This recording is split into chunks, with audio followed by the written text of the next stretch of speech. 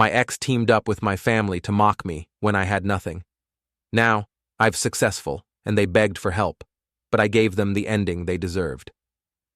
I'm Ethan, 29 years old, male, and I work at a quick-stop gas station, mostly the night shift. I ring up gas, sell lottery tickets, and deal with drunk people at 2 in the morning. You know the drill. It's not exactly living the dream, right? At least that's what my family thinks. 5 years ago, my parents died in a car crash. It was totally unexpected and messed me up for a long time. They left behind their house and some savings, which got put into a trust. Their lawyer set it up, and I'm the one who manages it. For years, I've been using it to help out my extended family, my Aunt Diane, 52, Uncle Greg, 54, and my cousins Tyler, 27, and Jason, 25. They think they're living the good life on their own dime. They're not.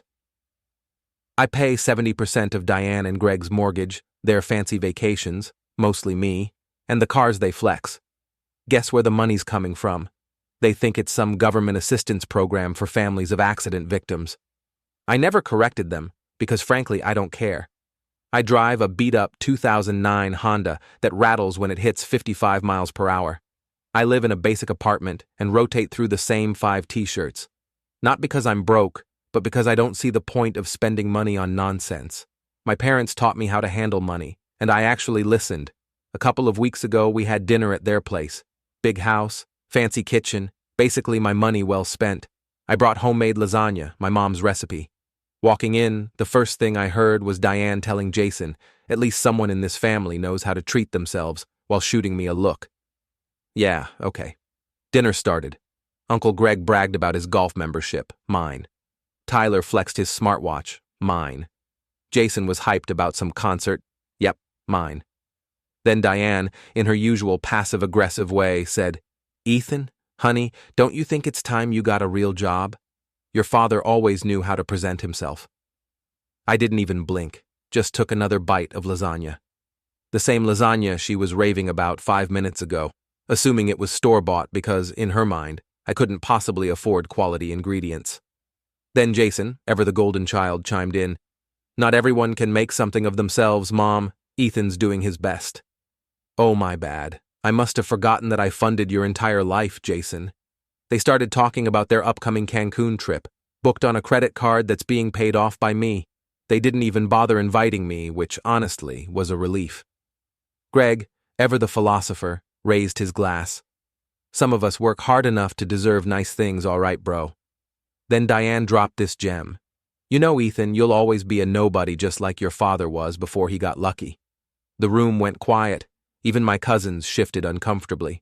My father wasn't lucky, he was smart, built everything from the ground up, and here these clowns were, coasting off his legacy while looking down on me. I calmly finished my plate, got up, and said I had an early shift. As I was walking out, I heard Diane laughing. "Maybe we should start a GoFundMe for poor Ethan." That set my mind on fire, but I didn't react, didn't flinch. They didn't see me pause in the hallway, didn't see me pull out my phone and open my banking app to make calls. The next morning, I put my plan in motion. They had no idea what was coming. I'd let them play, pretend for 5 years. But I finally had enough. Then, something unexpected happened. A couple of nights later, I was at work, still running on that quiet fury, when she pulled into the gas station at 11 at night with a flat tire, looking stressed, but not helpless. That was the first time I met Jessica. She was gorgeous, the kind that makes you do a double take. But she was also real, no fake attitude, no entitlement. She's a kindergarten teacher, loved her job, and laughed at my dumb jokes without forcing it while I changed her tire. We talked, and for the first time in a while, I actually enjoyed a conversation where no one was trying to impress me. When I was done, she asked for my number. I think she was more interested. We started dating, and man, those were the best 2 months of my life. I forgot about my family. Jessica was so different from anyone I'd ever met. She didn't care about fancy stuff at all. She drove an old Corolla that made my Honda look fancy, lived in a tiny apartment with a roommate to save money, and was totally cool with our cheap dates. We'd grab $5 pizza and watch movies at my place, go hiking, or just drive around talking for hours. For the first time since my parents died, I felt like someone actually saw me, not just the gas station guy everyone looks down on. Then one Sunday, my family sent the usual dinner invite. Normally, I'd go, take my usual punches, and leave. This time, I showed up with Jessica. I warned her that my family could be a bit much, but nothing could have prepared either of us for what happened. The moment we walked in, I could see Aunt Diane sizing Jessica up, checking out her simple sundress and non-designer purse. Her face had that tight smile I knew meant trouble. "Oh, Ethan, you didn't tell us you were bringing a friend," Diane said, emphasizing friend like she couldn't believe anyone would date me. Uncle Greg barely looked up from his phone.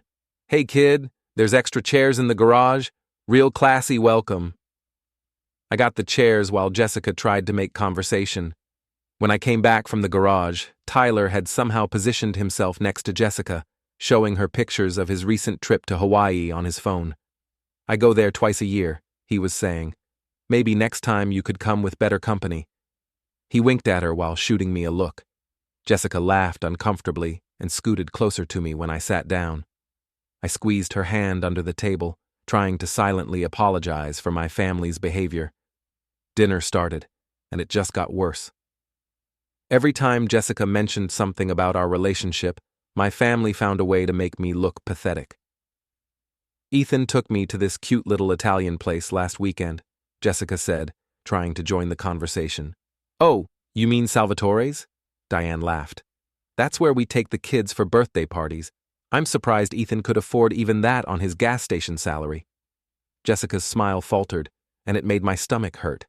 "Speaking of jobs," Jason chimed in, "did Ethan tell you he's been at that gas station for what, 4 years now?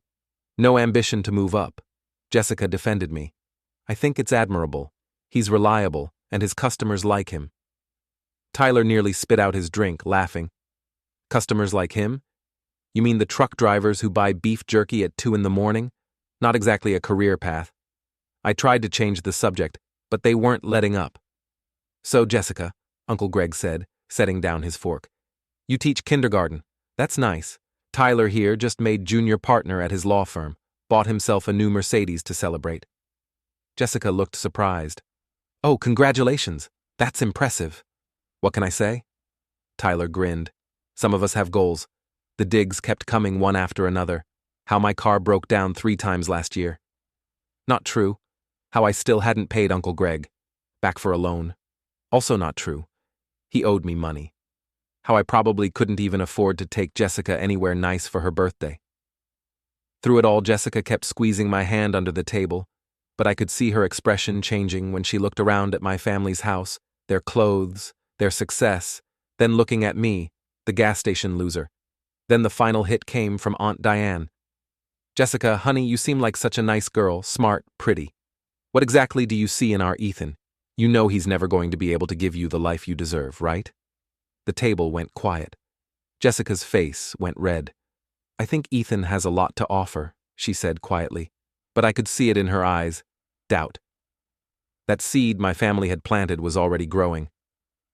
The rest of the night was a blur. We left early, and the car ride home was mostly silent. Jessica said she had a headache and wanted to go straight home. I nodded, but something was already off. She wasn't holding my hand like she usually did. Over the next few days, I noticed the shift. Texts took longer to get replies, calls ended quicker, and the good morning and good night messages stopped. A week later, we had dinner at her place. Usually, we'd order cheap takeout, watch some stupid show, and just talk. But that night, she barely spoke. I caught her glancing at her phone every 5 minutes. "Something wrong?" I asked, trying to keep my voice light. "Just work stuff," she muttered. She never used to check her phone this much, but I was sure it wasn't work. It was something else, but I couldn't put my finger on it. The following weekend, she canceled our plans last minute, saying she was hanging with some old friends. No invite for me.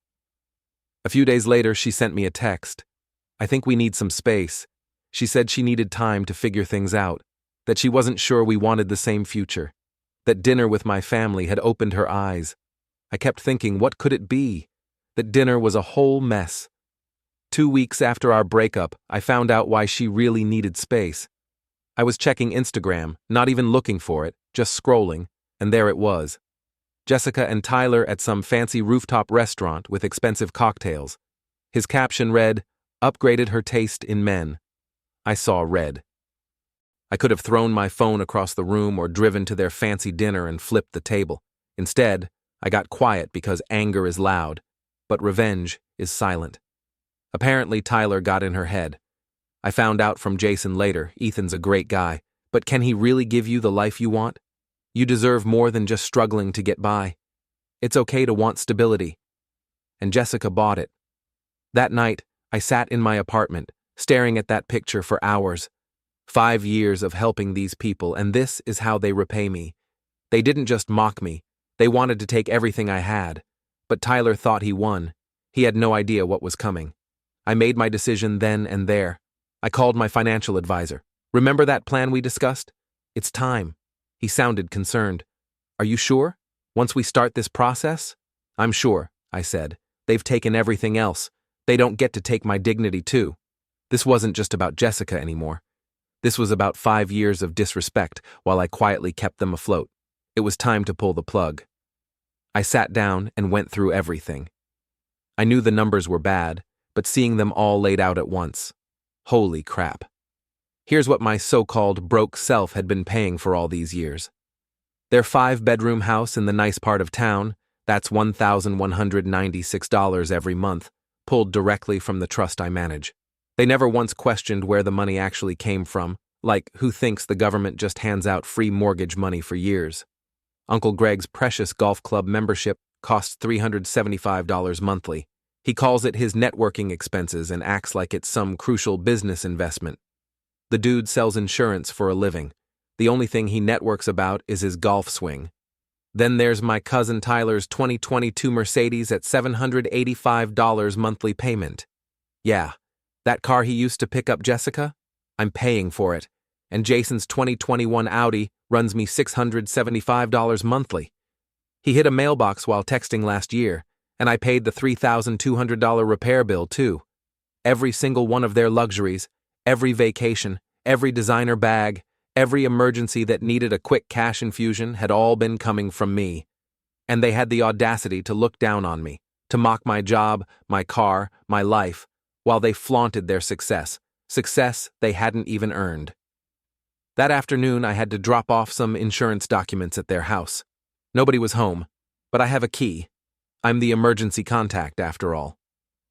As I was leaving the papers in Uncle Greg's study, I noticed some printed emails on his desk.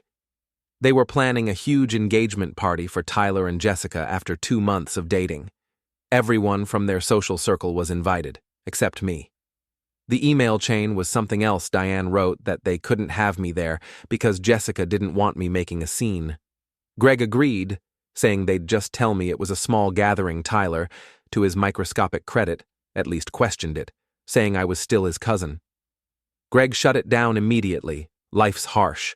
Besides, he'd embarrass us in front of Jessica's family. I read that line twice, embarrass them, like I was some stray dog they didn't want ruining their fancy event. Next to these emails were quotes for a $22,000 renovation for their master bathroom. Guess who they expected to fund that? I sat in my car for a while after seeing those emails. Not sad, just done, completely done. Then, like some final pathetic joke from the universe, I got a text from Jessica. "Tyler told me you've been spreading lies about his family. Please stop. They've been nothing but generous to you." Generous? I stared at the word for a long time. I didn't respond.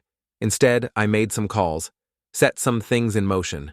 The trust that's been funding their lifestyle isn't as simple as just cutting them off, but there are ways, legal ways, properly documented ways. I set up a clear exit strategy after meeting with my financial advisor, had all my ducks in a row. But then Aunt Diane called, insisting I come to dinner again, saying they needed to discuss something important with me. "Tyler and Jessica will be there," she added, like that was supposed to be an incentive. "They have big news."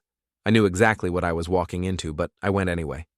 Time to see their true colors one last time. I arrived at 6 in the evening sharp. The first thing I noticed was workers installing a fancy new chandelier in their entryway. Remember that home renovation I mentioned? Apparently, they decided to start early with my money, of course. Ethan? Diane beamed with fake excitement. Don't mind the mess. We're just doing a little upgrading. You know how it is. She paused. Well, maybe you don't. I just nodded and walked in. The whole family was there, plus Jessica, all dressed up like it was some formal occasion. Tyler had his arm wrapped around Jessica's waist. She barely made eye contact with me. Uncle Greg pulled me aside before dinner.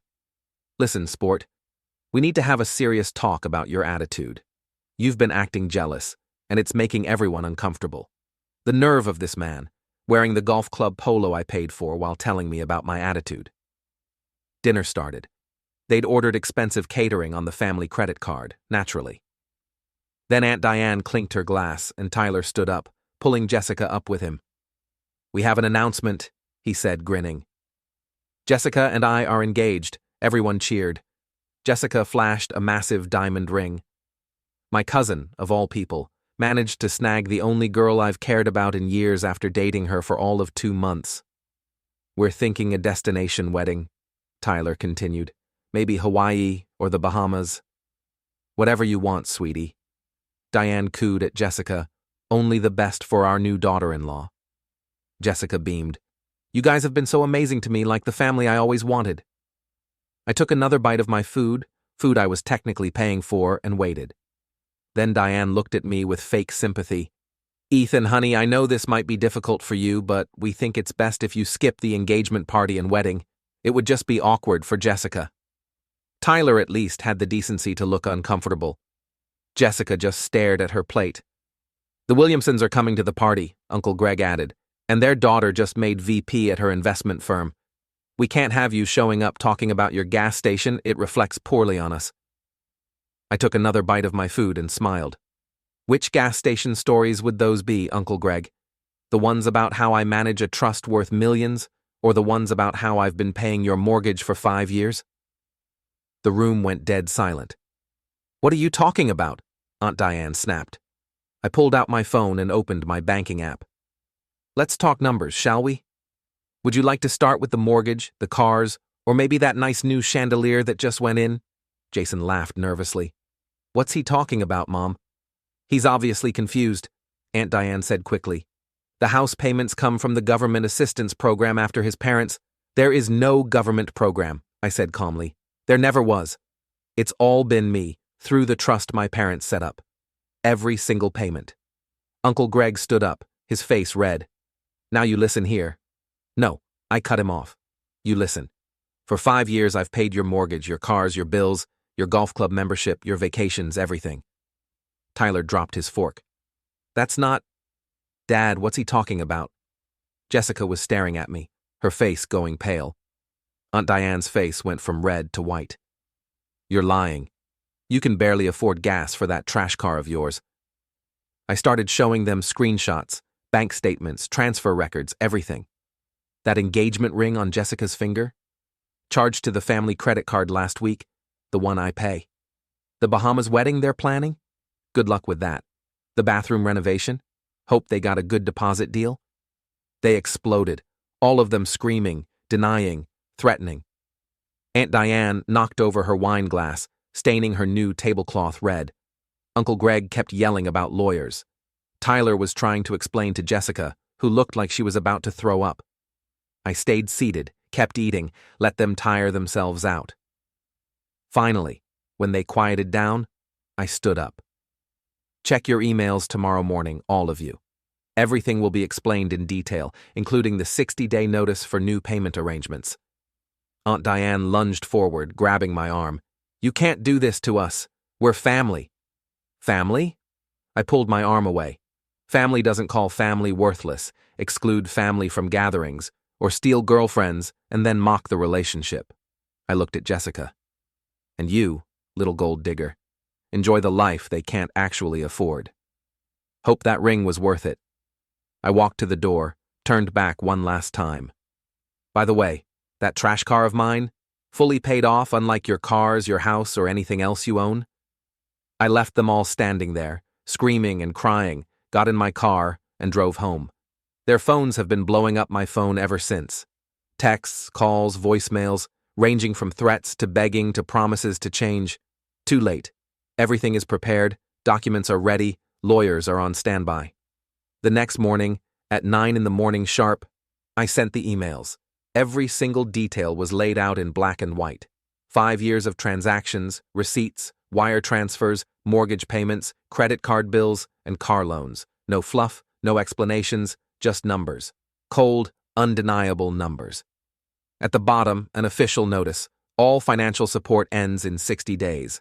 Then, I turned off my phone. I didn't sit around waiting for the fallout. I grabbed my keys, drove across town to a coffee shop I'd never been to, and sat there for 2 hours, drinking the best espresso of my life. For the first time in years, I felt free. When I turned my phone back on, the screen nearly froze from the flood of notifications. 63 missed calls, 214 text messages, 43 Facebook messages. They had officially lost their minds. Aunt Diane was the first to show up at my apartment. She didn't even knock, just started pounding on the door around noon. "Ethan, open this door right now. You can't do this to us." I opened the door. She barged in, mascara running, waving her phone with the email displayed. "This is a joke, right? This has to be a joke." Her voice was loud enough to alert my neighbors. I shrugged, barely looking at her. "Diane, tears don't pay mortgages. You should know that by now." She looked confused as hell. "You have 60 days to arrange new financing for everything," I continued. "We'll be ruined. The mortgage, the cars, everything. How could you do this to family?" "Let's talk about family," I said. "Let's talk about calling me worthless, about excluding me from gatherings, about your son stealing the one good thing I had going for me." She switched tactics instantly, crying, trying to hug me. "We didn't know. We're sorry. We can change." "No, Aunt Diane, you can't. The trust dissolves in 60 days. Everything stops. The mortgage, the car payments, the credit cards, all of it." That's when Uncle Greg burst in. Apparently, she texted him my address. He was red-faced, veins popping. "You ungrateful little—" He stepped toward me aggressively. "Bad move." "One more step," I said calmly, and I called the police. "Then the payments stopped today, instead of in 60 days. He froze, the reality of the situation finally hitting him. Then my cousins arrived. Tyler looked shell-shocked, like his whole world had just collapsed in real time. Jason was panicking. "What about Jessica?" Tyler kept saying. "What am I supposed to tell her?" "The truth might be a good start," I said, leaning back, arms crossed. "That you're a fraud who can't afford his own lifestyle, let alone hers. But the engagement, the ring, she's going to leave me." His voice cracked. I smiled. "Well, at least now you know what it's like to have something stolen from you. Sucks, doesn't it?" Tyler blinked rapidly, swallowing hard. His hands clenched into fists. He had nothing to say. The next few hours were complete chaos. Aunt Diane was crying on my couch. Uncle Greg was pacing, making calls to his golf club connections for loans. Tyler was having what looked like a panic attack. Jason was just sitting there, staring at nothing.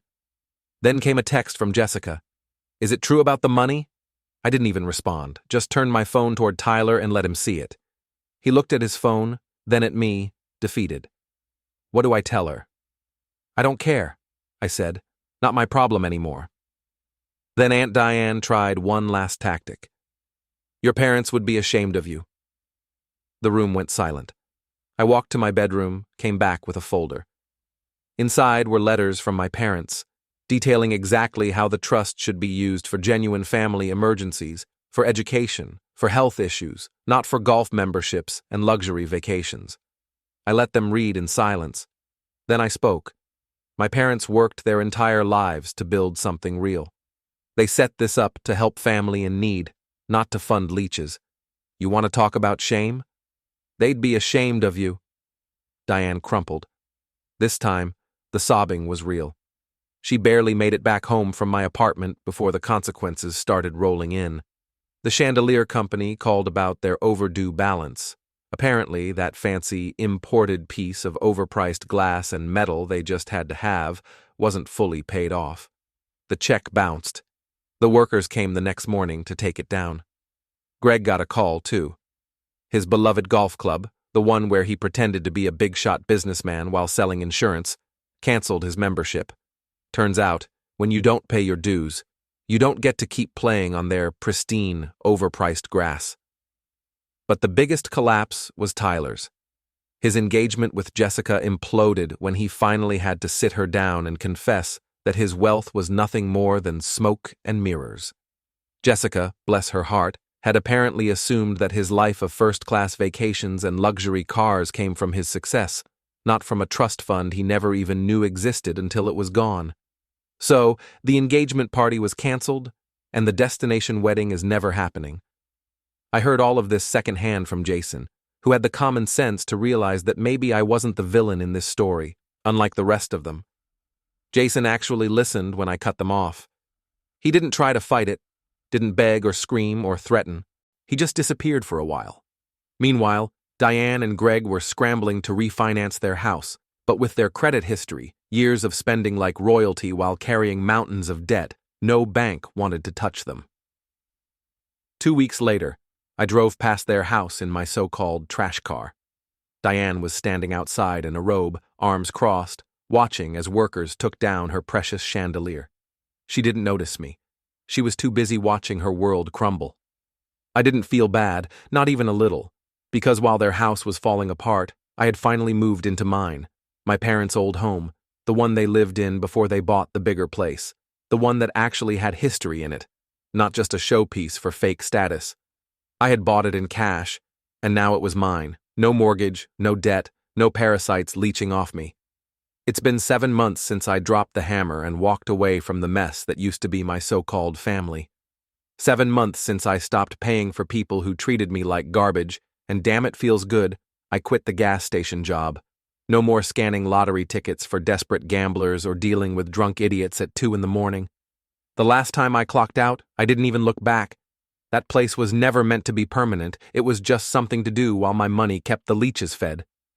But now that they were cut off, now that I didn't have to be their walking ATM, I had options. So I took one. For years, I'd been good with cars.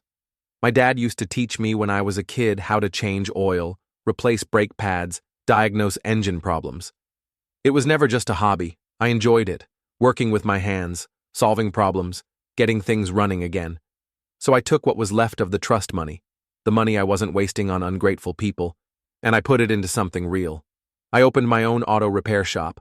I called it Honest Mechanic because if there was one thing I'd learned from my family, it was how sick people were of getting lied to. I started with just me, one guy, one rented garage, a couple of used lifts, and a sign that barely fit over the entrance. Within 2 months, I was swamped with work. Word spread, people liked having a mechanic who wasn't out to bleed them dry. By month 4, I had 2 other guys working with me, and we were profitable. My financial advisor even told me it was rare for a new business to turn a profit that fast. Then came Vanessa. I needed someone to handle the front desk, scheduling, managing orders, making sure I didn't waste time dealing with idiots who don't know their car needs an oil change. I hired Vanessa, and let me tell you, this woman runs the place like a damn CEO. She's in her mid-20s, sharp as hell, and yeah, I won't lie, drop-dead gorgeous. But unlike Jessica, she doesn't need a guy with money to make her feel important.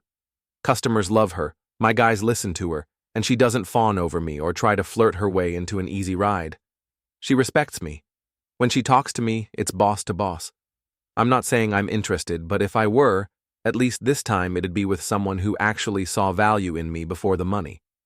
Now, every morning I wake up, drive to my own business, and spend the day working on cars. Real work. Meanwhile, my family? They're still crashing. Uncle Greg lost the house first. They couldn't refinance, couldn't catch up on payments, and the bank wasn't in the business of giving second chances to people who spent every dime they had trying to impress strangers. Last I heard, he's working as a sales associate at a hardware store. I actually ran into him once while buying supplies for the shop.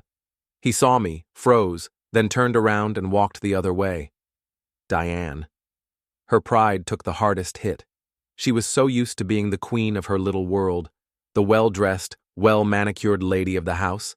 Now she's working as a receptionist at a dental office.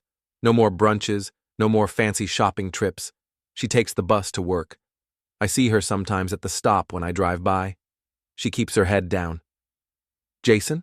I'll give him credit. He actually took this as a wake-up call. He went back to school, working toward an associate's degree in accounting. He even sent me a text a few months ago. "You were right about everything. I'm sorry." I didn't respond, not because I hate him, but because I'm not ready for that yet. Then there's Tyler. He had the biggest fall of them all.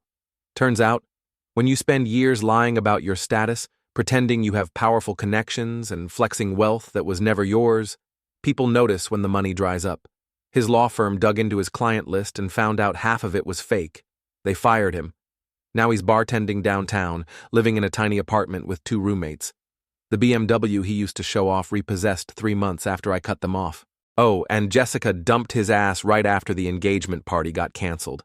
Apparently, she wasn't interested in wedding vows that included for richer or poorer. I heard she moved back in with her parents. Guess Tyler wasn't such an upgrade after all. He doesn't post on social media anymore. The only contact I've had was a Christmas card from Diane and a birthday text from Jason. That's it. Some relationships aren't worth saving. But there was one person who did try to come back. Jessica. 2 months after everything went down, she walked into my shop like nothing happened. No warning, no text, just waltzed in like she still had a place in my life. She glanced around, taking it all in. "Your place looks great." I didn't stop working, didn't even look up. I wanted to talk, maybe explain my side of things. That got me to look at her. No designer clothes, no flashy jewelry, just jeans, a t-shirt, and a nervous expression. "Your side?" I laughed. "You dumped me after one dinner, dated my cousin, got engaged to him in record time, and then ghosted me. Which part needs explaining?" She swallowed hard. "I made a mistake." "No kidding," I said. "Tyler seemed so successful, so confident. Your family made you sound like you had no ambition, no future. I was stupid and shallow." "Yeah, you were," I said. She blinked, probably expecting me to comfort her, to say, "No, it's okay, I understand." I didn't. "I miss you," she tried. "The way things were before. Simple dates, real conversations, just us." "You miss me now that you know I have money?" I laughed. "That's not fair," she said. "I didn't know about any of that." "But you knew me," I said, "and that should have been enough." Her eyes watered, calculated, not real. "Can we just start over?" Her voice was careful, like she knew the answer but was hoping I'd prove her wrong. Before I could answer, Vanessa poked her head in from the office. "Hey boss, just a heads up. The client with the Mustang is here. Want me to handle it?" Jessica's face shifted. She hadn't noticed Vanessa before, and the second she did, she knew this wasn't a dingy gas station anymore. This wasn't broke, desperate Ethan. I wasn't waiting around hoping for her approval. I wiped my hands on a rag and stood up straight. "Nah, I don't do charity cases, Jessica. Not even for old time's sake." Her confident little smirk faltered. She glanced at Vanessa, then back at me, probably realizing she had already been replaced by someone smarter, hotter, and actually loyal. "You don't mean that," she muttered. I laughed, sharp and short. "Yeah, I do." She swallowed hard. For the first time ever, Jessica was speechless. "So that's it?" she whispered. "Just like that, just like that." I didn't wait for her to say anything else, just turned to Vanessa. "Take care of the Mustang guy. Let's get that tune-up done by noon." Vanessa nodded, smirking as she glanced at Jessica before walking off. Jessica turned, her posture stiff, and walked out the door. I didn't watch her leave. I had better things to do. The biggest lesson I learned.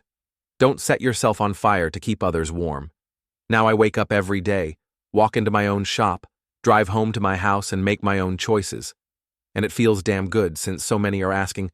Yes, I'm genuinely happy now, not in that fake social media way, but in that quiet contentment way where you go to bed feeling good about your choices. It took a while to get here, but it was worth it.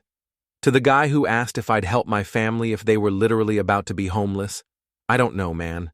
That's a bridge I'll cross if I come to it. But it would be with very clear boundaries this time.